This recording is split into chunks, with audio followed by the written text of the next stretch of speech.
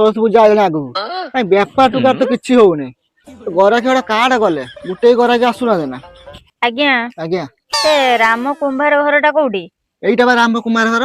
ଏଇଟା? ହଁ ଓହୋ ସେ ନେଇଥାନ୍ତେ ସରସ୍ୱତୀ ପୂଜା ପାଇଁ ସେ ହାଣ୍ଡି ଆଉ ଦୀପ ଭରିଆ। ହାଣ୍ଡି ଆଟିଆ କଳସ ନେଇଥାନ୍ତ ସରସ୍ୱତୀ ପୂଜା ପାଇଁ। ଦେଖୁନ କଳସ ଟା ପସନ୍ଦ ହଉଛି ନା? ହଁ ହଁ ହଉ ହଉ ଯୁଅ ମୁଁ କଳସ ଆଟିକା ଦୀପ ଦେଇ ଦଉଛି ହଉ ଯୁଅ ସେଠି ବସିବେ ଯୁଅ। ହଉ ନେଇକି ଆସ। ମାମୁଁ ଏଇଥର ଭଲ ଗରାଖି ଆସିଛନ୍ତି। ଆଉ ଯୋଉ ଫଟା ମଟା ଅଛି ଦେଇଦବା ଚାଲ।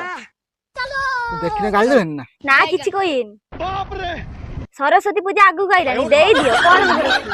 ହଁ ଠିକ ଠିକ କଥା ଫଟା ହେବେ ନା ଅସୁବିଧା ହବ ଦେଇଦବା। ହଁ ଦେଖ ଏଇଟା ହବ।